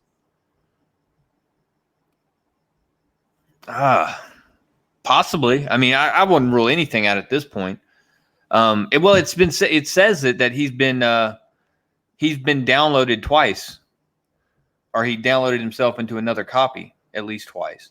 Now, I think that's very interesting. It makes me wonder, at what point did he well, the way he said it is he downloaded a previous copy of himself, basically. One of the, what did he do, or what did he find out, or what did he know that got him to the point where he needed to go back a week and forget something? That seems very, very strange to me. Well, hear me read the line here. I found the White Pages version of it. Okay. Note, as previously stated, while there has been no experimentation regarding what happens when you combine a mutant mind with a husk that is not their own, it is believed that unless a mutant has some primary or secondary ability to overcome the potential damage that such a mismatch would cause, it's likely to be harmful and possibly fatal. Note, it is possible for a telepathic operator to replace their own mind with a previous legacy version, but doing so is incredibly difficult and would most likely require a skilled and experienced operator. Note, Charles Xavier has done this twice. Big question marks. So, but here's the thing. The way they talk about Husk here makes me feel like it is the resurrection thing. I think anytime it says husks without specifically saying a Shi'ar golem, I think the Shi'ar golem happened once. Okay. I think everything else has been with the husks that we mentioned in the resurrection process. Basically, whatever emerges prior to the download, Professor X doing the mental download, or upload, I should say, to the husk in order to give them their consciousness, feelings, emotions, memories, all that stuff. So they do mention that the Shi'ar is involved in this. It's the Shi'ar logic diamonds. Yeah, that hold the DNA sequence. So the technology, maybe they are. Well, they Forge used those. In his conversation earlier, that was how they solved the problem on how to store all that information. Like, if you're going to download 16 million people, where are you going to put it? And there was a Shi'ar satellite that was in orbit around the Earth that Charles Xavier knew about, and I guess they hijacked that thing, and that's where they got like the energy source to Right. No, power it. I'm trying to see if there's a connection to the husks, which there is a connection in the sense that that's where the DNA sequence is stored. Mm-hmm. But I don't know. Maybe I'm just going down a rabbit hole. Well, there's more rabbit holes in this story than I think any of us can imagine. It's just it, and honestly, I've loved that about this story. I've loved what Hickman's done with this because you can sit here and have hour and a half long discussions of one book and theories, and it's something that's been missing, in my opinion, in comic books for a long time, and I really appreciate what Jonathan Hickman has done with restoring this too. Um, First of all, restoring the X-Men to prominence, and then second of all, restoring just that in the community. Because I mean, it's been great just being able to talk to people online and start shooting back and forth on Twitter or in the comments about theories, because everybody's got them, and it's Yeah. none of us can sit there and say, yeah, you're wrong, because we're as clueless as everybody else. Right. But as far I'm really at a loss as far as going forward.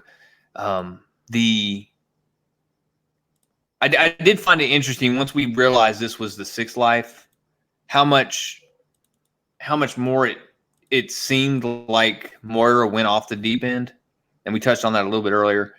But seventh, eighth, ninth, she goes, kills the Trasks, joins Magneto, and joins Apocalypse. And we know Apocalypse is a team player in this. He through the ninth life, he stored her in the sarcophagus, kept her alive in order for them to get to the point where they figured out how to eliminate Nimrod. Well, hold on. Apocalypse was only a team player in that lifetime. Correct. So all of that is erased. The Apocalypse that we're seeing now in the 10th life is not the same Apocalypse. Right. I mean, he's a fundamentally the same guy, but he doesn't have those experiences. Moira didn't join up with him. He's not in control. And his motivation has always been survival of the fittest. And he believes he's the fittest. So he doesn't bow to anybody. Hey, ICT Vinny, thanks for watching, man. Have a good one. Yeah. Take care, buddy. Yeah, I'm but given if he comes back, he doesn't get the Moira approaches him, says, "Here's what happens." Is Apocalypse going to take advantage of that, and is he working a longer range plan than any of this? And it's already been hinted that Sinister is, and I have no. I mean, you could discuss Sinister for probably another hour and a half, but right. But with Apocalypse, is he going? Is Moira still in a way aligned with his beliefs that the survival of the fittest is that, and it ties into her being kind of shady and all this? Is she still believing that, look, if mutants are if the survival of the fittest is the rule we're going to play by, then it's still mutants, and mutants have just refused at this point to get on board and eliminate humanity before they get to the Nimrod stage of the mutant human machine war. I think Moira, if I'm reading this right, is a product of all of these things. I think Moira probably is working on some of Apocalypse's agendas. I think that her time with him helped form the woman that she is today, just like the time she was with Magneto. I think that these white pages with the journals where she says, I am just as bad as they are, if not worse. I think they are is Xavier, Magneto, Apocalypse, all the people that she's joined with. Mm-hmm. That's why I think who she's referring is they. And I feel like this 10th life, her plan and agenda is a culmination of all those other ones, that things that she's learned. And almost certainly Apocalypse is a bad guy, but he's also a really smart guy. He's very capable. His ideas are really only wrong because of the Okay. amorality of them, not because they're stupid or anything. It's just more like, no, we can't just annihilate the world because you think, you're a hyper version of Darwinism. Like, Yeah. there's no morality, but I could definitely see more taking away something of that and just being like, well, not quite to the level of what Apocalypse would do, but mutants do need to rise. We are the Homo superior, and it's time for us to take our place in the world and for humanity to die. And not in a sense that I hate humans and I want them all dead, but in a sense that it's just inevitable, and this what has to become in order for our species to survive. It's us or them eventually, Yeah. and so far everything we've seen, we've held back, and we've lost every time. Oh snap! Did we It, lose the stream? it should be back. Are you good? Can you hear me? I hear you, but I just lost the YouTube portion. I hope it didn't. My Oh, I refreshed. It's there. Okay. okay. Yeah, I had my Wi-Fi for some reason hopped off of a hotspot onto another network in the house, and I was like, oh crap. So I thought it was going to drop out completely. We're good though, right? Seems good to me. I'm going to test into chat. If anyone's in chat, you can say something. So, um, No. It still has this broadcast. I think we're good. all right. Yeah, we're good. Okay, awesome. Thank you. Good, Thank good, you. good. Thank Chase. Um, what else? So going through this, chronologically, the first, second, third life, the sixth life was the big reveal, and we already kind of touched on that. The seventh, eighth, ninth, and now we're in this 10th. We think that this 10th to 11th is going to be based off that last decision, and as far as, and we think it's Wolverine based, but if we do get to an 11th life, is it and there's a certain very prominent comment star out there saying, is it if we do get to an 11th life, is this all just a smoke and mirrors story? I don't think it's all I think a smoke it and was Rob mirror story. Liefeld that was saying it, and for some background, and Rob Liefeld was saying basically this, the story so far was really a bunch of smoke and mirrors. I don't know. I don't know what Rob Liefeld knows or Yeah, thinks he I don't knows. You know, honestly, I do believe Hickman has a full intent of just wiping out the previous X-Men stuff. This is essentially Hickman writing a Crisis on Infinite Earths type storyline. It's just the continuity has gotten so bizarro and screwed up, and the only way to fix it is to wipe it. And Moira makes for the perfect way to do it. I do think And this has been an exceptional use of a plot device to tie up continuity. It's now, beautiful.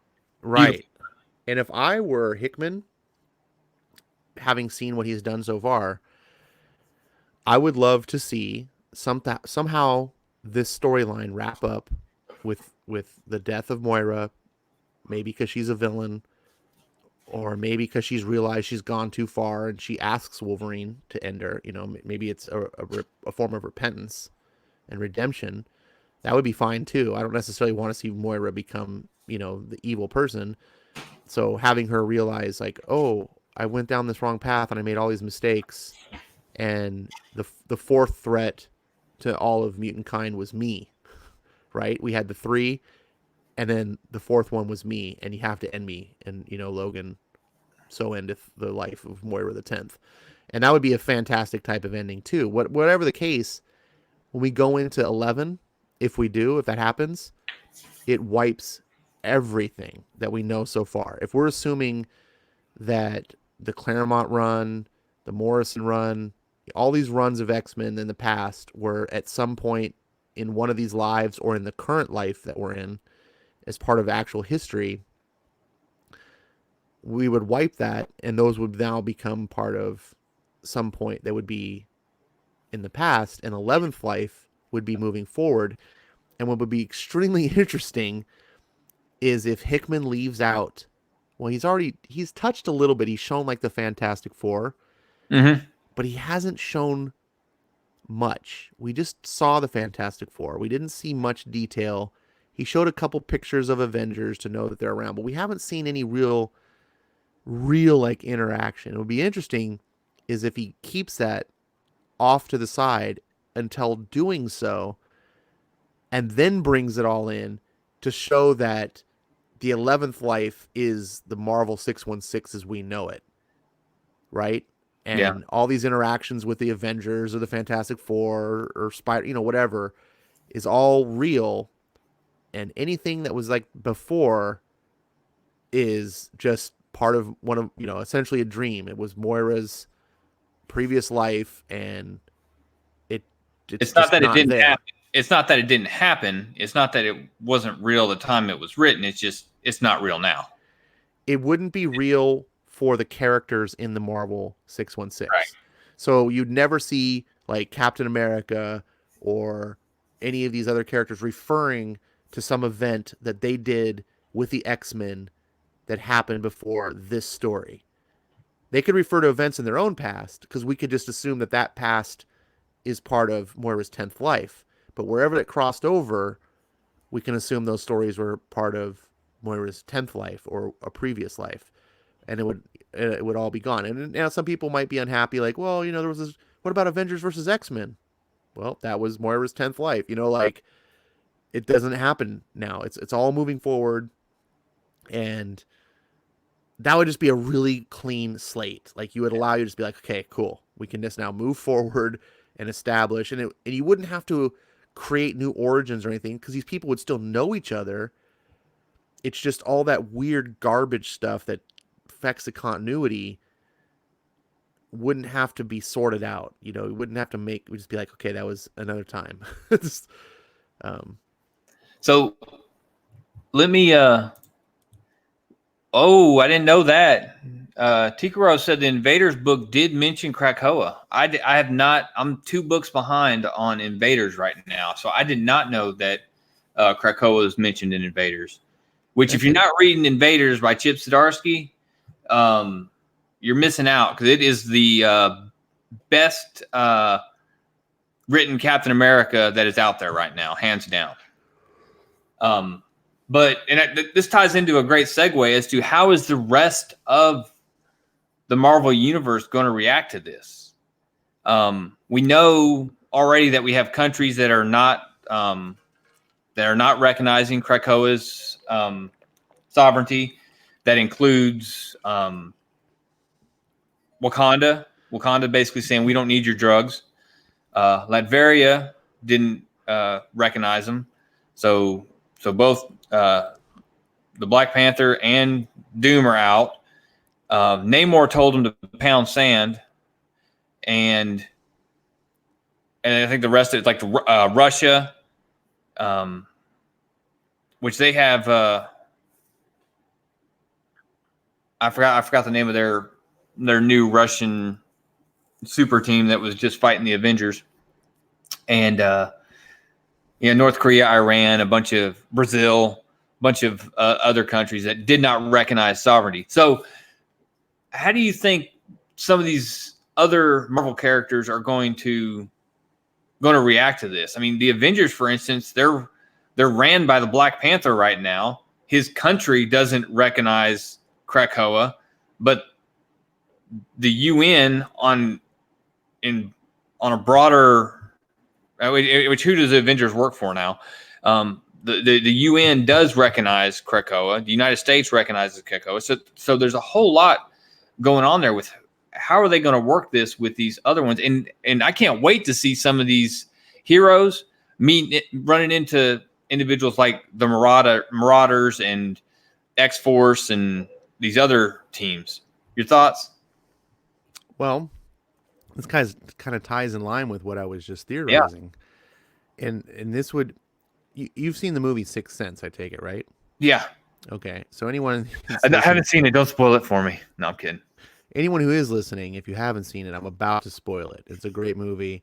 Most people have seen it. I'm gonna spoil it. It's not worth spoiling. You should probably tune out for a minute.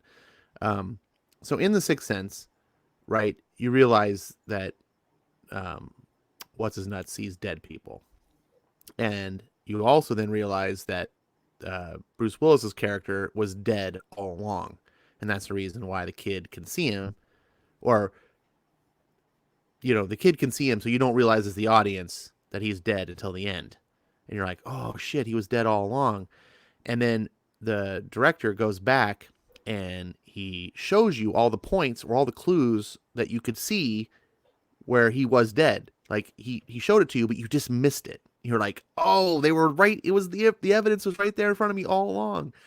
And so the twist is really well done because not only did he pull the rug out from under you, but he showed you that you could have caught this had you been thinking about it. And so what I'm talking about with this is that I would love to see this be a case where Hickman is telling the story and have it wrap up, like I said, where Moira's got to die again and start her 11th life, and the 11th life is the true Marvel 616 as we know it. Yeah. And in order to do so, basically you can't have the Avengers, you can't have the Marvel universe as we know interact with the X-Men, because that then shows that this is part of their universe. Right now we're seeing things within House of X and Powers of X, mostly House of X. We're seeing like the Fantastic Four make a couple appearances. But in the Fantastic Four books themselves, you're not seeing the X-Men, right? So that would explain, look, the Fantastic Four did exist in life 1, 2, 3, 4, 5, So we could see a previous version of them in a different timeline. But the Marvel Universe is life 11. This particular storyline, the X-Men were telling, is life 10. So they don't crisscross. Not until Moira dies at life 11, then all of a sudden they could interact. And that would be a great reveal to see. And then you look back, just like in the Sixth Sense, you're just like, oh my God, that explains why when I'm reading, Avengers, they don't talk about the X-Men or anything. At least not in the sense of what's going on now. Because that wouldn't make sense. It just like in Sixth Sense, if any other character interacted with Bruce Willis, it wouldn't have made sense because he wasn't there. Yeah. So I don't know. I could be wildly off, and maybe Moira's 10th life is the real life, but it would be a really cool way of sweeping all the trash under the rug, moving forward with a Crisis of Infinite Earths type of thing, cleaning up the continuity, and then having the interactions going forward just make sense. You don't have to clean up the entire Marvel universe. You don't have to do what DC did in their Crisis events where it's their entire universe has to be reset. You're just resetting the X-Men, and you're doing it in a way to where the new ones can align with the current Marvel 616 by explaining it off that the Marvel universe has been Moira's 10th life all along, because every time she dies and resets, that timeline never existed. Now, from my standpoint, I would love to see in this 10th lifetime, maybe where we were talking about earlier, where you have those tying in some theory stuff we talked about earlier. You have the real X-Men. A couple of them escape. Mystique helps, whatever. And they end up working with the Illuminati. And you get this big, think about that, the people on that council, the Quiet Council versus the Illuminati, and just watching that kind of epic showdown go down. That would be an A versus X worth worthy of, actually picking up and reading. So I would love to see that. I would love to see the Illuminati get involved in this as it moves forward. And oh man, But see, that really throws a wrench into things if because it's Professor a X is on life, the Illuminati. well, obviously he wouldn't be on the. He's lost his seat. So No, but I mean, it would. he's on the Illuminati, but it would throw a wrench in my theory, I guess, is what I'm trying to say. I see. Because here's another thing. I am still questioning, why are we seeing the lowercase text of the Ultimate Universe in these books? That's been several people have said that they think that is because it isn't the current timeline. What if Moira X, when we get to 11, what if Moira X is the Ultimate Universe and 616 is Moira 11?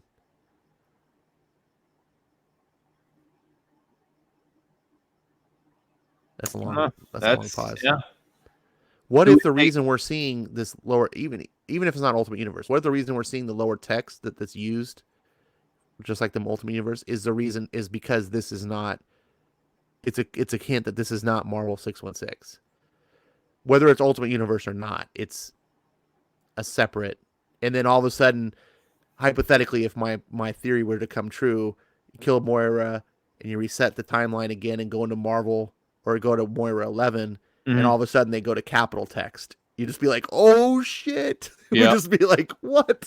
I knew it. Yeah. That'd make a lot of sense. It'd be one of those hints that were there the whole time.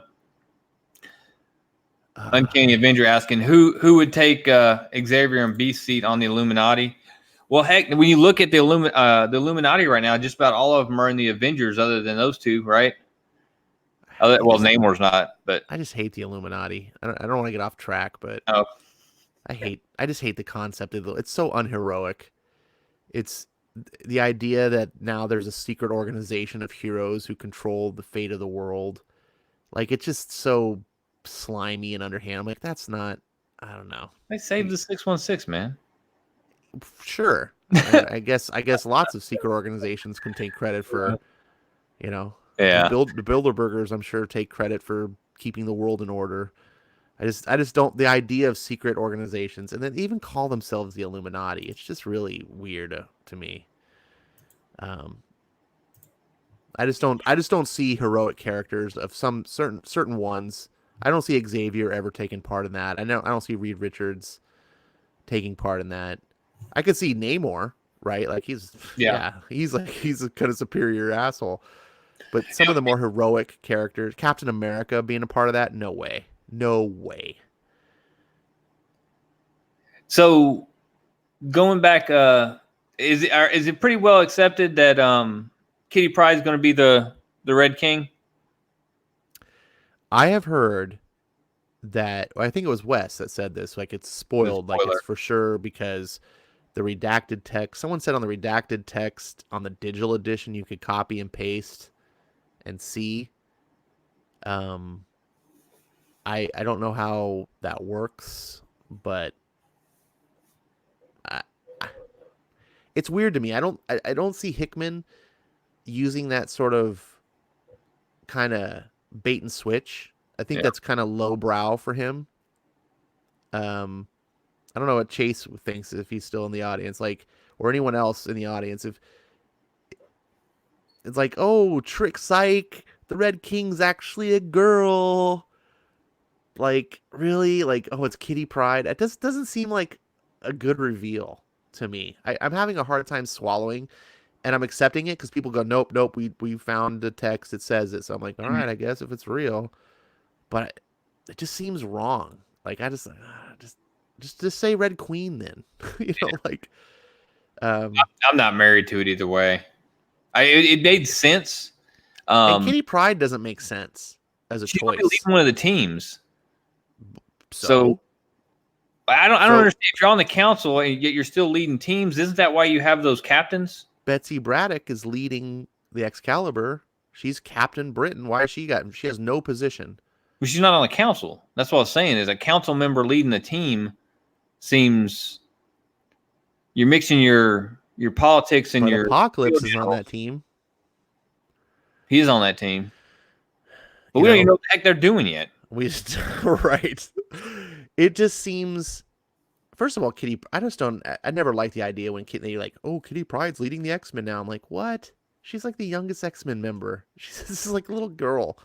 I know that the X-Men kind of grew up, but she's still like 10 years younger than all the other X-Men. Yeah.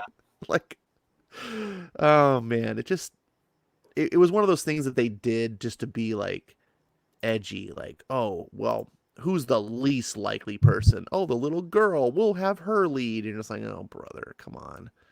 So you go back to Jean when she got her before she got her Phoenix powers. I mean, she was kind of like the other one that was there, and then it was, I mean, she wasn't. I mean, granted, she in that moment she stepped into it and everything, but she was kind of that frail and not scared. She was always scared and always had that.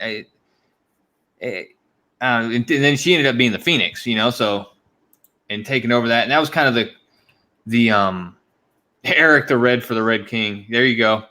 Let's go all the way back. So with the Phoenix, it kind of elevated that character. It became the least of them becoming the most of them, So I don't know. I think it's been done a couple times. Yeah. Well, I mean, even with the Phoenix, it wasn't like Jean Grey just became like the leader. She just was a really powerful person. And same thing with Rachel Summers. When Rachel Summers was on the X-Men and she became Phoenix, and she arguably became a more powerful Phoenix than even her mother, Jean Grey. But she still was like a child, and she still took orders and followed leaders.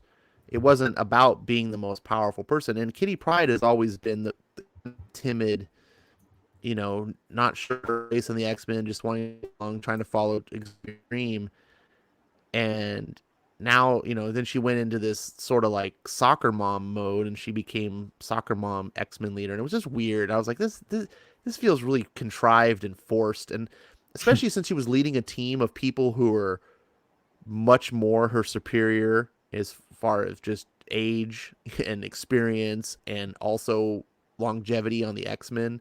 Yeah. It's like, oh, you're giving all these other people who've been around way longer. It just didn't make sense to me. Yeah. But going back to the Red King thing, one thing when at least when I theorize about this, and I encourage anyone else to theorize, this is a choice by Emma Frost. So it's her choice, not anyone else. It's not like Charles or Moira's planning to put the person. Basically, Emma Frost negotiated. It's just, I want an extra seat so that she could have her select person. So whoever it is should be someone that is special to Emma for a certain reason. Now, I've been kind of out of touch with X-Men, the modern X-Men of the past 20 years. So I don't necessarily know. I never liked Emma Frost as an X-Men. I did read when I used to have Marvel Unlimited. I read some of the runs of X-Men, like when they were on in San Francisco, and I tried to follow up on some of the stuff. And I hate Emma Frost as an X-Men. I guess it's because to me she's always been an X-Men villain. She's always been the White Queen. But who in this 20 years? I mean, who does anyone know or have an idea like what in the continuity, what characters would be special to her besides Scott?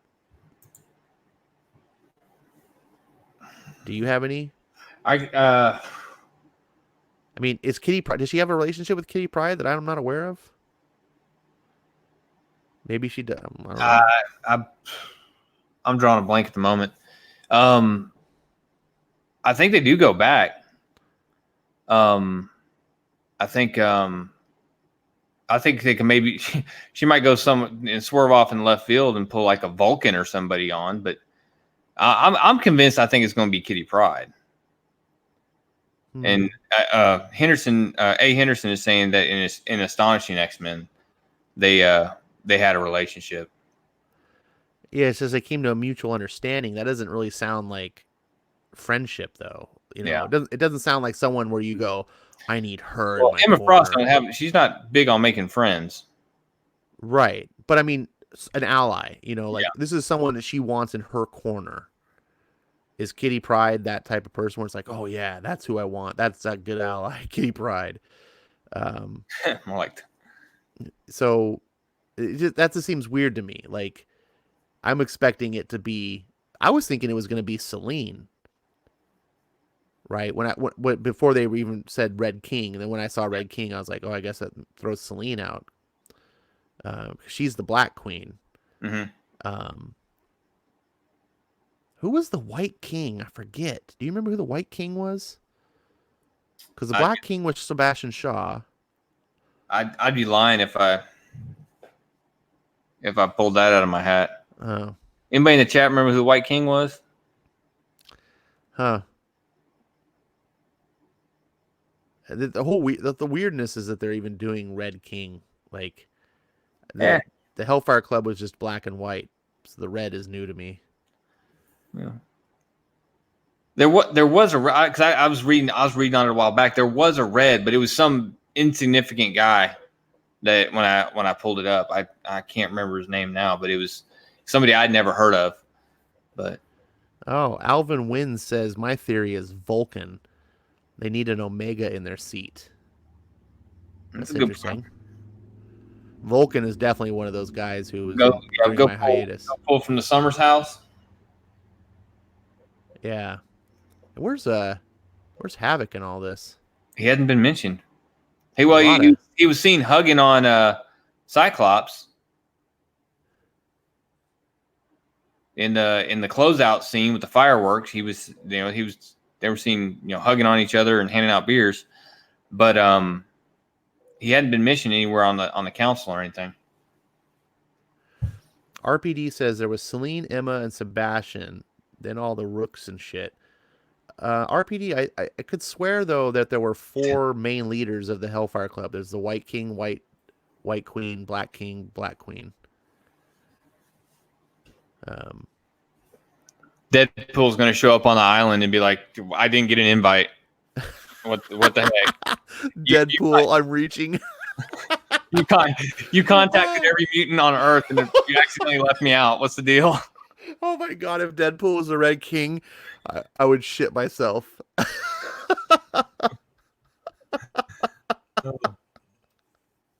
Oh my god, I could just see Emma's like, all right, I'm revealing my choice, and it's Deadpool, and then Moira shows up, she pulls out a gun, shoots herself, and so ended the life of Moira the 10th. End. Yeah. That's probably honestly a perfect hopping off point for the evening. I've got to call it a night. Where can they find you, Ash? If anybody hadn't already subscribed. Hey, you guys can find me on Ash on Comics. If you liked what was being talked about tonight, I did a pretty long episode on issue 6 where I did cover some of the things we talked about tonight, but I talked pretty much the entire book. We didn't cover the whole book tonight. You can find me on Twitter at Ash1138.